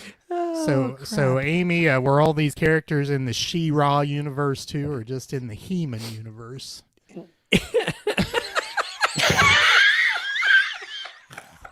So wait a minute. This guy's like a lumberjack. I think she was running the opposite way from this guy. It's Paul Bunyan. He's a lumberjack with a big metal fist. Yes. After the not brawny, Harish, an actual fist. after the brawny guy lost his paper towel gig, he picked up some side work as this guy. How do you look? How do you look so badass from the waist up, and then from the waist down be wearing that get up? He's wearing his cod piece too. I got some serious questions about this. Wait a minute. So the guy is a lumberjack, and he has scoliosis, and he has a big metal fist. He's wearing a scoliosis brace. Well, if you had to walk around with a fist like that, your spine would be curved too. Spinor. Oh my gosh! Merry if Christmas, you want to see a close up everybody. if you want to see the close up of the fist, he's got a Band-Aid on that thumb. Man, he better have some huge biceps carting around that thing. Yeah, but his bicep pales in comparison to that big fist. Yeah. Well, I don't think the human body's connective tissue could make it. He seems to be going, ooh.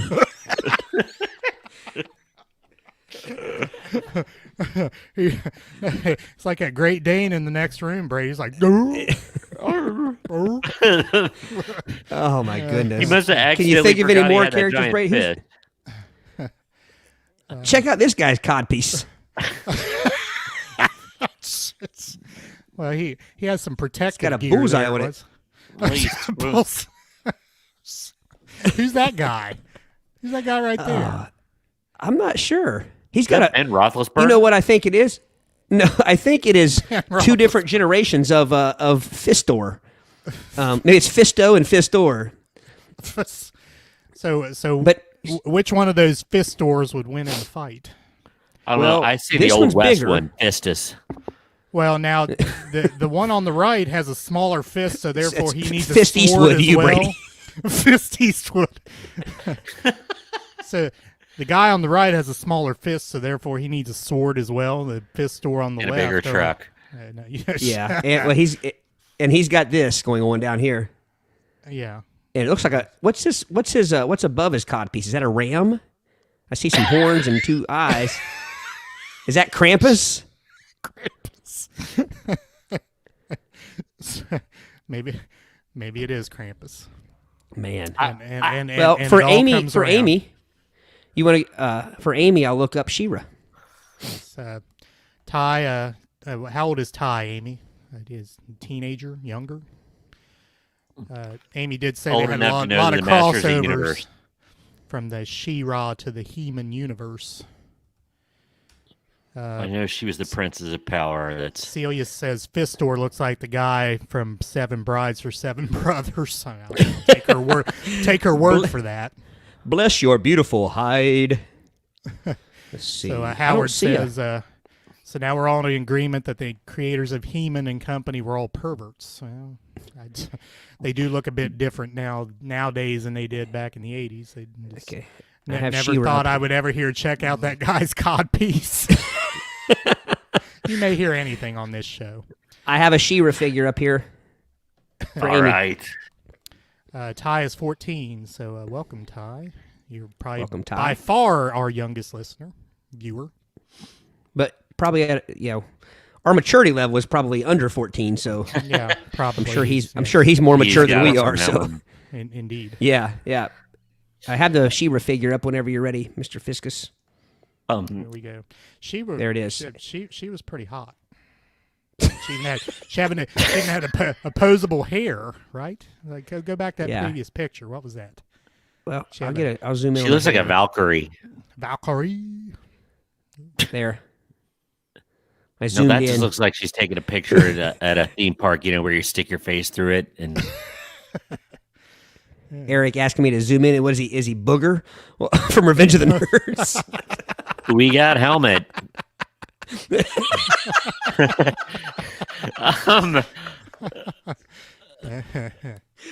I guess I'm Wormser.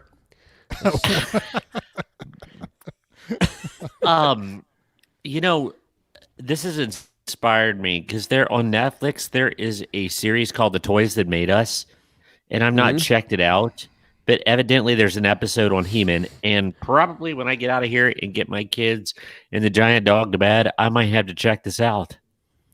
Howard says it looks like Hawk Girl. It does look like it does. Not to be confused with Hawkman. That's not how I remember She-Ra, though. Let me see. Didn't she have red hair? I thought she had red hair. Well, reddish blonde. No. Those are. She was definitely locks. Nordic. Yeah, true. Yeah. Profile. Amy said you could change out her head/hair for her alternate personality. Yeah. Nice. So Clark Kent had his glasses and She-Ra had her hair. Her hair extensions and helmet. And she did smell good. Was she? See? Was she She wasn't going to be traveling with Mossman then. Was she scratch and sniff, or was she just had a natural radiation of smell that smelled good? Well, the Stinkor and Mossman were scratch and sniff. You had to scratch Mossman's carpet, and you had to scratch Stinkor's his chest or his back. This is Brady's broken.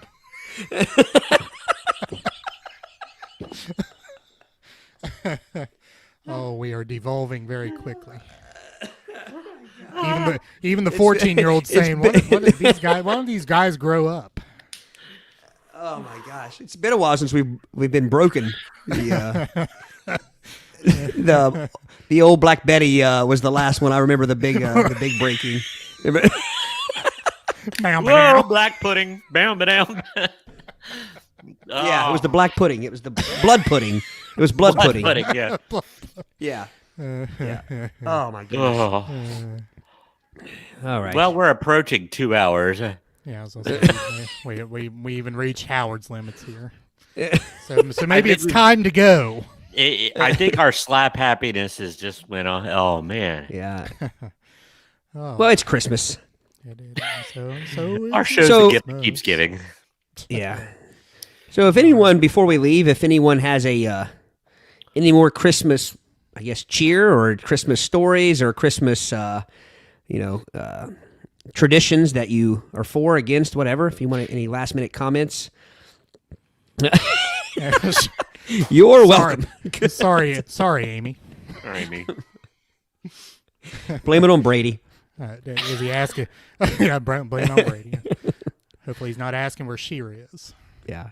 See, I'm trying to get it back to Christmas. I'm trying to get any last minute. I appreciate your effort there. All right, gentlemen, thank you. Gentlemen, schmiddlemen. Thank our audience, as always.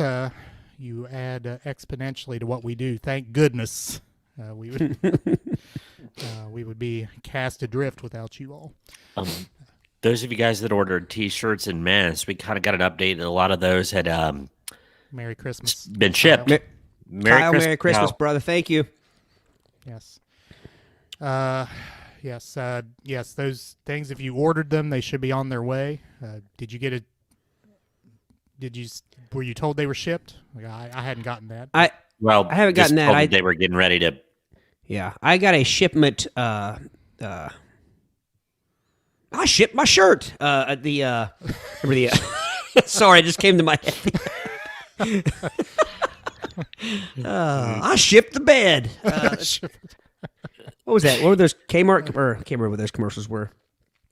Ooh. Oh, yes, oranges in the stocking. That's true, Howard. That's what my dad said. Like, he was born in 1932. So as a youth, like 5, 6, it was a big deal to get an orange for Christmas because like shipping from the South was a bigger deal. And that was like, an annual thing. And I mean this I don't mean this in any derogatory way at all, but in the 30s, he most likely would have been hanging an actual sock up there. I mean, like, yeah. I'm sure. I mean, right. Yeah. Right. So I'm assuming the orange would make it smell better as well. Some citrus in your sock. True. All right, Kirsten. Merry says, Christmas, Kirsten. Merry Christmas, Merry Kirsten. Christmas, Kirsten. Merry Christmas, Miss Wilson. Merry Christmas, Miss Wilson.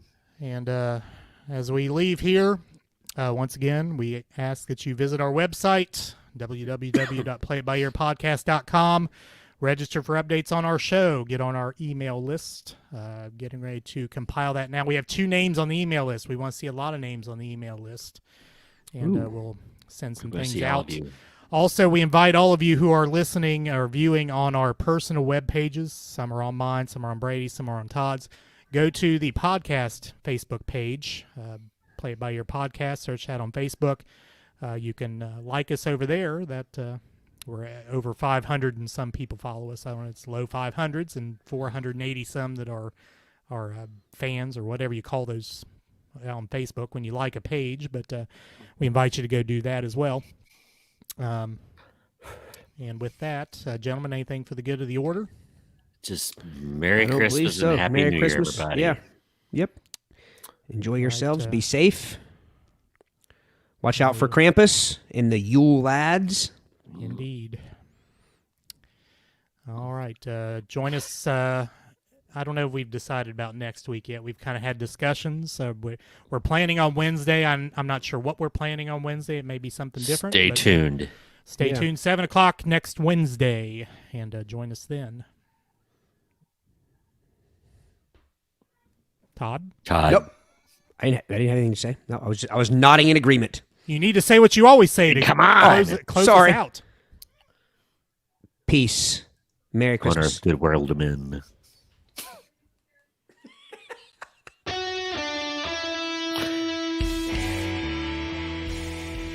Thanks for listening to the Play It By Ear podcast. You can follow us on Facebook, Twitter at Play It By Ear Pod 2, and our website at anchor.fm/Play It By Ear podcast. Thanks again, and join us next time as we play it by ear.